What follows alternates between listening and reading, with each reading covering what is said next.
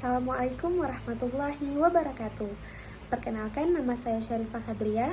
Saya dari jurusan Ilmu Politik, Fakultas Ilmu Sosial dan Ilmu Politik, Universitas Syahkuala, dengan NIM 211010301015. Saya akan memenuhi tugas akhir semester dari mata kuliah Resolusi Konflik dan Perdamaian dari dosen pengampu Ibu Siti Hardianti, SIP, MIP.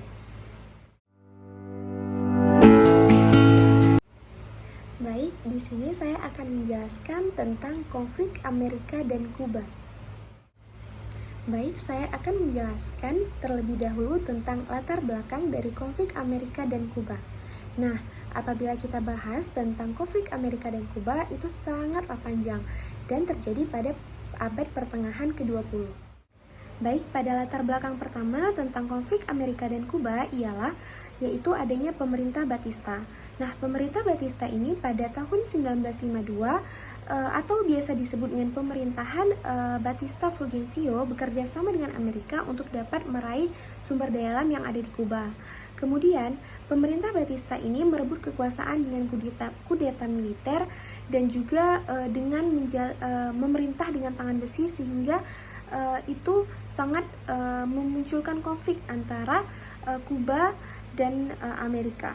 Pemerintahan Castro melakukan nasionalisasi terhadap perusahaan Amerika. Nah, tujuannya agar dapat merugikan perusahaan-perusahaan Amerika yang ada di Kuba, sehingga dengan pemerintahan Castro melakukan ini, itu sangat merugikan perusahaan-perusahaan Amerika yang ada di Kuba. Adanya upaya destabilisasi dilakukan oleh pemerintah Amerika kepada pemerintahan Castro di Kuba. Nah, pemerintahan Amerika di sini mereka sangat menginginkan menggulingkan pemerintahan Kuba karena mereka merasa pemerintahan Kuba, yaitu yang dipimpin oleh Castro ini, sangat merugikan pemerintahan Amerika.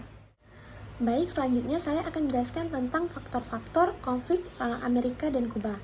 Nah, seperti yang kita ketahui, konflik Amerika dan Kuba kan tadi sudah saya jelaskan dari latar belakang adanya juga perbedaan ideologi. Nah, artinya pemerintahan pada masa Fidel Castro itu melakukan ideologi yang berbeda dengan Amerika. Jadi, salah satu faktornya itu adalah ideologi dan sistem politik. Nah, yang pertama itu pemerintahan Castro, yaitu yang di Kuba dan Amerika, memiliki ideologi yang berbeda, yaitu pemerintahan Castro memegang sosialis dan nasionalis, sedangkan Amerika kapitalis. Nah, oleh karena itu dapat kita lihat itu adalah ideologi yang berbeda, sehingga membuat pertentangan antara dua kubu ini.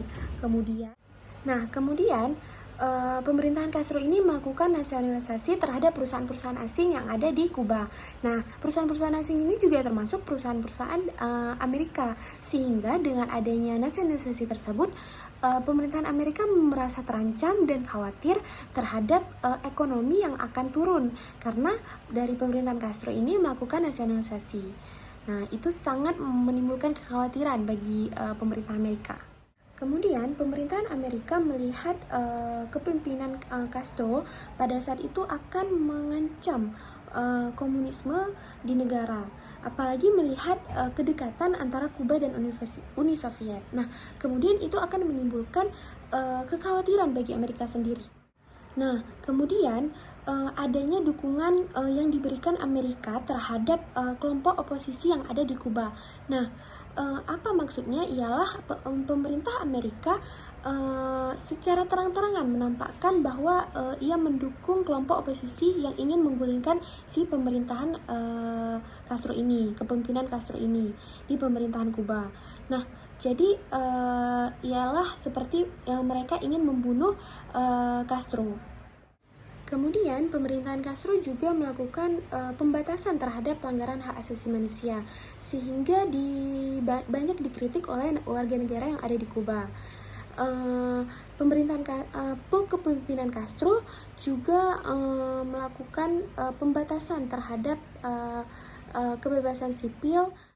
Kemudian adanya pembatasan hak asasi manusia.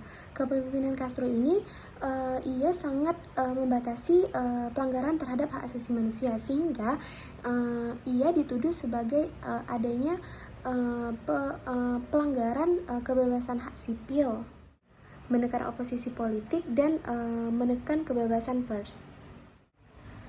Kemudian saya akan jelaskan tentang pihak-pihak yang berkonflik dalam konflik ini. Pihak yang berkonflik dalam konflik ini adanya Amerika dan Kuba. Nah, Amerika sebagai negara adidaya dan sebagai penentang ideologis nasionalis dan sosialis. Nah, dan ini sangat bertentangan dengan ideologi Kuba. Pemerintah Amerika juga ingin mengguyurkan atau menggulingkan pemerintahan Kuba, sehingga ia melakukan adanya rencana pembunuhan terhadap kepemimpinan Castro. Kemudian negara Kuba, yaitu dipimpin oleh Castro pada masa itu, banyak sekali melakukan nasionalisasi terhadap perusahaan-perusahaan asing yang ada di Kuba, yaitu salah satunya Amerika. Dan ini menimbulkan konflik antara Amerika dan Kuba.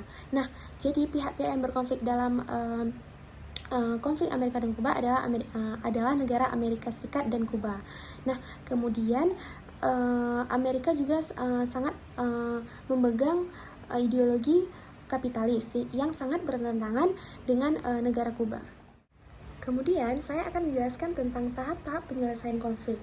Nah, pada tahap-tahap penyelesaian konflik ini adanya hubungan diplomatik antar dua negara ini. Jadi Amerika dan Kuba ini melakukan perdamaian dengan di diplomatik, yaitu di hubungan internasional. Kemudian adanya pembebasan tahanan. Nah, antara kedua ini kan mereka saling membunuh dan menahan warga negara masing-masing dari negara musuh. Sehingga pada masa itu, pada tahap penyelesaian konflik ini, mereka benar-benar melepaskan setiap orang yang ditahan di negara masing-masing. Nah, kemudian dua negara ini, Amerika dan Kuba, melakukan dialog kerjasama, yaitu bekerjasama di ekonomi, kebudayaan, lingkungan, dan keamanan, sehingga menimbulkan kerjasama yang baik dan tidak ada laginya persekutuan yang tidak diinginkan. Baik, terima kasih. Hanya ini yang dapat saya sampaikan. Mohon maaf apabila banyak kekurangan. Saya akhiri. Assalamualaikum warahmatullahi wabarakatuh.